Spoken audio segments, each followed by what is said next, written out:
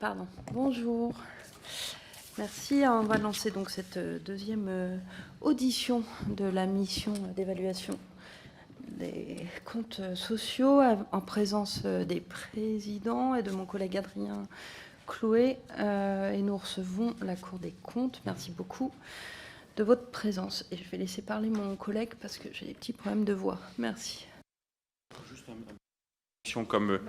Comme coprésident de l'AMEX, parce que je ne sais pas si Cyril Isaac-Sibyl est toujours en ligne, mais il avait fait le mot d'introduction tout à l'heure, pour vous remercier d'avoir répondu à notre invitation. Donc, là, dans le cadre de son programme de travail, l'AMEX a souhaité faire ce qu'on appelle chez nous une évaluation structurante, c'est-à-dire au long cours.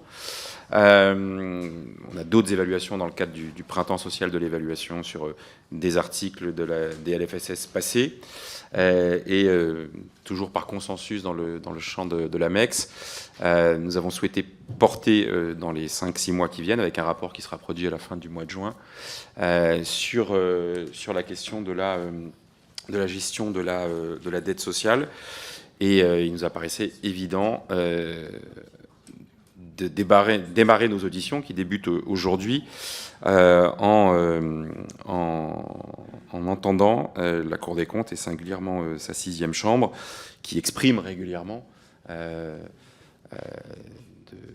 Commission des comptes de la Sécurité sociale en rapport de la Cour ses préoccupations sur l'évolution de cette dette sociale. Et donc vraiment merci de nous aider d'une certaine manière aussi à cadrer une partie de nos travaux au moment où ceux-ci débutent. Voilà. Et donc, ces travaux, comme tu as pu le dire à l'instant, ils visent à essayer de circonscrire un petit peu la forme, la nature et les conséquences prévisibles ou prévisionnelles de cette question de dette sociale. Alors, bon, ma voix va un peu mieux que celle de Stéphanie, mais pas beaucoup mieux. Mais je vais tout de même démarrer dans les conditions que nous avons. Avec une question un peu de genèse autour de cette question de la dette sociale. On se demande, en tout cas on cherche à avoir des informations sur l'évolution dans la constitution de ce qui est appelé une dette sociale, on pourra discuter le terme, de la contribution de chacune des branches et de chacun des régimes à la constitution de cette même dette sociale. Et qu'est-ce que vous avez, vous, comme information à ce sujet que vous pourriez nous partager ?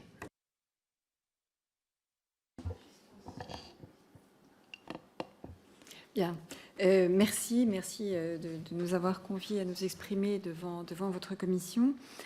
Tout d'abord, remarque tout à fait liminaire, il faut s'entendre sur ce qu'on appelle, sur ce qu'est le périmètre de la dette sociale. La dette sociale peut être à géométrie variable selon vos interlocuteurs et les personnes que vous auditionnerez. Pour la Cour des comptes et pour la 6e chambre, on s'en tiendra au périmètre CADES plus déficit de la COS. On pourrait avoir un périmètre encore plus étroit. On pourrait évidemment avoir un périmètre plus large dans une acception plus large qui engloberait l'UNEDIC. Nous, on se concentre, parce que c'est le champ de compétences de la 6e chambre, plutôt sur la CADES et les déficits à COS. Ceci étant posé, pour répondre à votre première question, nous sommes un peu gênés parce qu'en réalité, on n'a pas une dette fléchée par branche. C'est bien l'accumulation de l'ensemble des branches, déficit ou excédent, qui, in fine, se traduit par un excédent ou, comme l'on constate aujourd'hui, un déficit.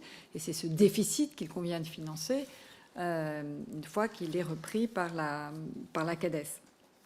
Donc, voilà, c'est très difficile de flécher et de retracer le poids de chacune des branches dans les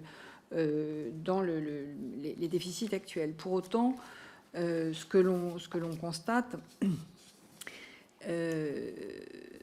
c'est que dans le poids de la dette sociale tel qu'on l'entend, comme je viens de le dire, à la 6e chambre, l'essentiel provient, pour le stock de dette, je parle du stock, provient de la branche maladie.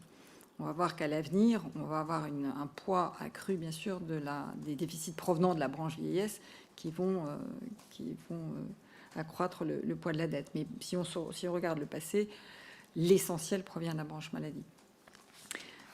Alors, je ne sais pas si ça répond complètement à votre question, mais c'est voilà, un petit peu délicat de répondre à la question telle qu'elle est posée.